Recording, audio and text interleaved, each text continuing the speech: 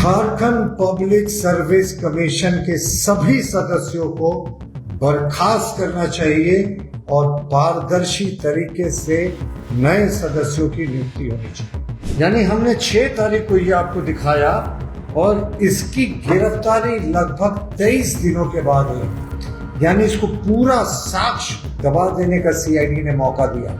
अरे 400 स्टूडेंट अगर हरियाणा से और उत्तर प्रदेश से क्वालिफाई कर जाते हैं एक ही सेंटर से, ब्लैक लिस्टेड एजेंसी को अगर उन्होंने चयन नहीं किया, पहले से चयन था तो उसको हटाया क्यों नहीं? और ये कहेंगे कि मुझे पता नहीं था। अगर सीआईडी गिरफ्तार नहीं करती है साहब, तो अभी तो मुख्यमंत्री और विधानसभा और सरकार का घेराव करने की सोच रहे हैं और हमें सीआईडी के खिलाफ भी अपने विकल्प खुले रखने होंगे। कांग्रेस इस मुद्दे पे चुप क्यों है साहब? कांग्रेस की चुप्पी जो है वो बहुत ही संदिग्ध है। इसे राजनीतिक दोहरा चरित्र कहते हैं। ये लापता भाई बहन झारखंड में कब आएंगे? कब यहाँ के छात्रों के हित में आवाज उठाएंगे? बहुत बहुत धन्यवाद अजय भाई। मैं अजय राय जी के साथ आप तमाम मीडिया के बंधुओं का स्वागत करता हूं आज के प्रेस वार्ता में। हमारी जो 4-5 मुख्य बिंदु हैं उसको मैं आपको पहले ब्रीफ कर देता हूं, फिर चीजों को विस्तार से बताता हूं। पहली हमारी मांग है कि हेमंत सोरेन सरकार के 6.5 वर्षों के कार्यकाल में जितनी प्रतियोगी परीक्षाएं हुई हैं सबकी सीबीआई जांच की अनुशंसा की जाए। 6.5 वर्षों में हेमंत सरकार के कार्यकाल में हुए सारे एग्जामिनेशंस के सीबीआई जांच की अनुशंसा राज्य सरकार करे। दूसरा, शिक्षा मंत्री झारखंड के यानी माननीय मुख्यमंत्री हेमंत सोरेन इस्तीफा दें। वो क्यों नहीं दे रहे हैं? क्योंकि उनके पार्टी की ही सांसद थी, वो दिल्ली में धरने पर बैठी थी शिक्षा मंत्री के इस्तीफे पे। तो नैतिकता का एक ही तकाजा लागू होना चाहिए। झारखंड पब्लिक सर्विस कमीशन के सभी सदस्यों को बर्खास्त करना चाहिए और पारदर्शी तरीके से नए सदस्यों की नियुक्ति होनी चाहिए। ये भी हमारी आज की एक मुख्य मांग है और जो आज का मुझे लगता है सबसे महत्वपूर्ण मांग है। मैं रिपीट कर रहा हूं, आज के प्रेस वार्ता की सबसे महत्वपूर्ण मांग है जिसको हम संविधान के प्रावधान और जेपीएससी के नियम से भी सिद्ध करेंगे कि कैसे एल खियांगते और बाकी सदस्य तमाम लीग के लिए जिम्मेवार हैं। तो हमारी सबसे प्रमुख मांग है कि सीआईडी जो है वो फ्रेंडली मैच खेलना बंद करे। सीआईडी को फ्रेंडली मैच खेलना बंद करना चाहिए और एल खियांगते की गिरफ्तारी करनी चाहिए। मैं फ्रेंडली मैच ऐसे नहीं कर रहा, मैं आपको तथ्यों के साथ दिखाता हूं कि फ्रेंडली मैच जब हम कहते हैं तो इसके पीछे का तथ्य क्या है। ये आप देखेंगे, आप सबों के सामने हम लोग 6 जुलाई को मुखातिब हुए थे। सबसे पहला झारखंड पब्लिक सर्विस कमीशन पर हम लोगों ने प्रेस वार्ता किया था। 7 तारीख को सभी प्रमुख समाचार पत्रों में इसका कवरेज था। यह 7 तारीख का कवरेज है जिसे मैंने एक्स पे पोस्ट किया था। जेपीएससी का सबसे पहले हमने खुलासा किया था, भारतीय जनता पार्टी ने खुलासा किया था और उसके बाद ही पूरा सिस्टम जो था जागा था। और मैं आपको एक और दिखाता हूं, अगर आप इसको गौर से देखेंगे तो उसी दिन के प्रेस वार्ता में हमने एक व्यक्ति का ओएमआर शीट आपको दिखाया था। अगर आपको याद हो, मीडिया के मित्रों को याद हो, तो ये जो ओएमआर शीट हमने दिखाया था वे उसी सुमन सौरभ का था।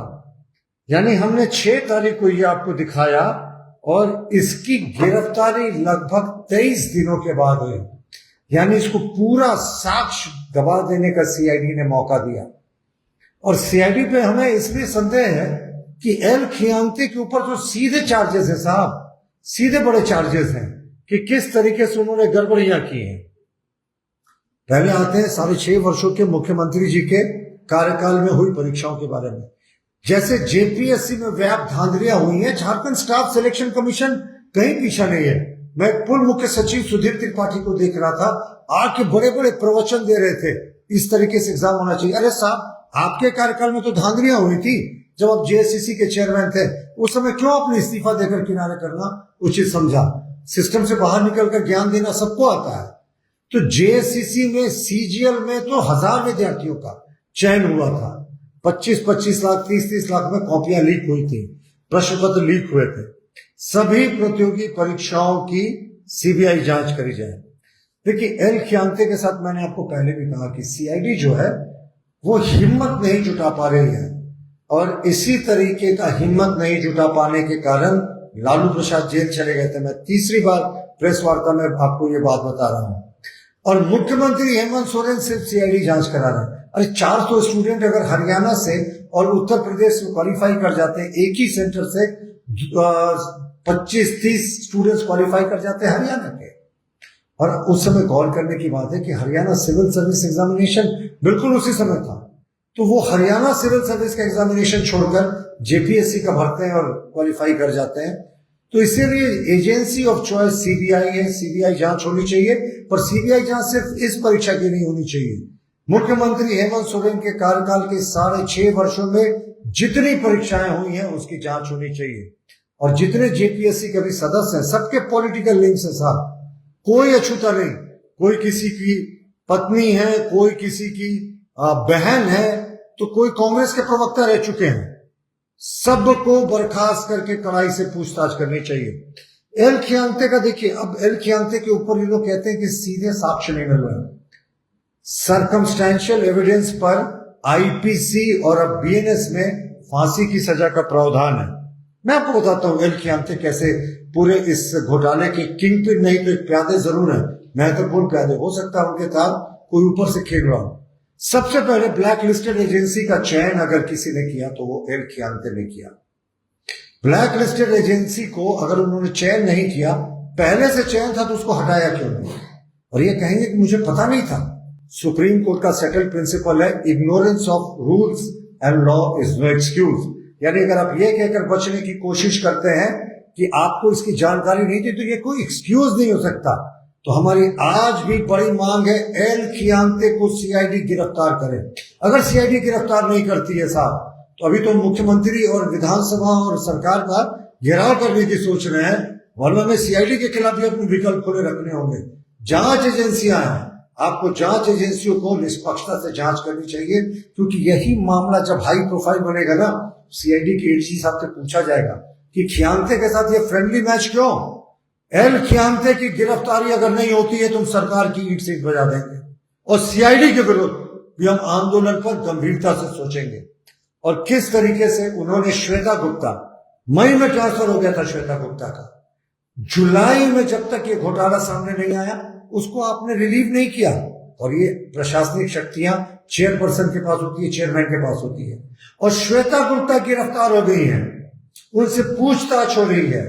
और वो ओएमआर शीट मैंने आपको दिखाया सुमन सौरभ का, वो तो हम लोगों ने आज से लगभग 1 महीने पहले आपको दिखा दिया था। 6 तारीख को दिखाया था, आज 4 तारीख हो गया। तो आखिर ये 3 तारीख हो गया, तो आखिर ये गड़बड़ियां क्यों? क्या कवर अप ऑपरेशन हो रहा है? और एक इनके बड़ा गलती और थी कि जब रिजल्ट जारी हुआ मित्रों, तो उन्होंने सिर्फ अकेले साइन किया, आयोग के 3 सदस्यों ने साइन नहीं किया। अब ये 3 सदस्य कह रहे हैं कि साहब हमें गड़बड़ी लगी थी, ये अपने आप में बात करते कह रहे हैं। नहीं, यहां डीलिंग नहीं हो पाई थी। यहां लगता है कि चेयरमैन और उनके पूरे सिस्टम ने अकेले सारी डीलिंग कर ली थी, तो क्रोध में 3 सदस्यों ने इस पे साइन नहीं किया। एल खियांते की गिरफ्तारी की मांग और आयोग के सदस्यों की बर्खास्तगी की जो मांग कर रहे हैं, उसके साउंड कानूनी और जेपीएससी के प्रावधान और संविधान के प्रावधान में बैकग्राउंड है। मैं ये आपको जेपीएससी और संविधान के प्रावधान के बारे में बता रहा हूं। देखिए, जेपीएससी एक संवैधानिक संस्था है, ये हम सब जानते हैं। झारखंड लोक सेवा आयोग की प्रक्रिया नियमावली 2002 और भारत के अनुच्छेद, संविधान के अनुच्छेद 315, 316 और विशेष रूप से 320 के प्रावधानों में यह स्पष्ट है, परीक्षा से संबंधित, गौर से सुनिएगा, परीक्षा से संबंधित किसी निजी एजेंसी कंपनी को केवल आवश्यक तकनीकी और आवश्यक कार्यों के लिए सक्षम प्राधिकारी की स्वीकृति एवं निर्धारित प्रक्रिया के अधीन नियुक्त किया जा सकता है। अब देखिए, जेपीएससी, ये तो क्या इनको करना है आउटसोर्सिंग एजेंसी का, वो मैंने बताया। अब कानून कहता है कि परीक्षा के संचालन, गोपनीयता, मूल्यांकन, मेरिट सूची तैयार करने और अभ्यर्थियों के चयन से संबंधित मूल वैधानिक और संवैधानिक उत्तरदायित्व झारखंड लोक सेवा आयोग का होता है। यानी आउटसोर्सिंग एजेंसी से आप कुछ टेक्निकल कार्य ले सकते हैं, एग्जामिनेशन कंडक्ट करा सकते हैं, लेकिन प्रश्न पत्र कहां छप रहे हैं, उत्तर कौन जांच रहा है, किस सिस्टम से जांचा जा रहा है, मेरिट लिस्ट कैसे तैयार हो रहा है, ये सब जेपीएससी के जिम्मेवारी होती है। और जेपीएससी में एडमिनिस्ट्रेटिव शक्तियां एक व्यक्ति के हाथ में निहित है, वो है चेयरमैन। हालांकि आयोग के अलग सदस्यों पर भी उनपे गड़बड़ी के आरोप लगे हैं। तो जेपीएससी के चेयरमैन जब सीधे तौर पर इस फर्जीवाड़ा में उनकी वैधानिक और संवैधानिक जिम्मेवारी है, फिर उनकी गिरफ्तारी क्यों नहीं हो रही, यह समझ से परे है। और एक और जो बड़ा प्रश्न यह है कि कांग्रेस इस मुद्दे पे चुप क्यों है साहब। कांग्रेस की चुप्पी जो है वो बहुत ही संदिग्ध है। इसे राजनीतिक दोहरा चरित्र कहते हैं। राहुल गांधी, सोनिया, माफ कीजिएगा, प्रियंका वाड्रा हर जगह धरने प्रदर्शन में नजर आते हैं, लेकिन जहां उनकी सरकार होती है ये दोनों लापता हैं। ये लापता भाई बहन झारखंड में कब आएंगे, कब यहां के छात्रों के हित में आवाज उठाएंगे। और क्या कांग्रेस इसलिए चुप है क्योंकि वो सत्ता की मलाई खाना चाहती है, या दूसरा कारण यह भी है कि जो जेपीएससी के एक मौजूदा सदस्य हैं जिन पर आय से अधिक संपत्ति के गंभीर आरोप हमारे नेता प्रतिपक्ष ने भी लगाया था, क्या वो पहले कांग्रेस के प्रवक्ता रह चुके हैं, इसलिए वो चुप है। हम अपनी मुख्य मांग को फिर दोहरा रहे हैं अंतिम में, एल खियांगते की गिरफ्तारी अगर सीआईडी नहीं करती है तो हमें अन्य विकल्पों पर अपना तलाशना होगा विकल्प, क्योंकि ये फ्रेंडली मैच नहीं चलने वाला सीआईडी से बहुत दिन तक। मुख्यमंत्री इस्तीफा दे, पीटी परीक्षा रद्द हो और सीबीआई जांच की अनुशंसा हो। और सबसे महत्वपूर्ण, 6.5 वर्षों से ज्यादा के समय में जितनी परीक्षाएं हुई सब पे कुछ न कुछ आरोप लगा, सबकी जांच होनी चाहिए। ये हमसे प्रश्न करते हैं कि हमारे समय में गड़बड़ियां हुई, लेकिन हमारी मुख्यमंत्री बाबूलाल मरांडी जी ने सीबीआई जांच की अनुशंसा की थी। सीबीआई ने चार्जशीट कर दिया। 7 वर्षों से ये सीबीआई के चार्जशीट को दबाकर क्यों बैठे हैं?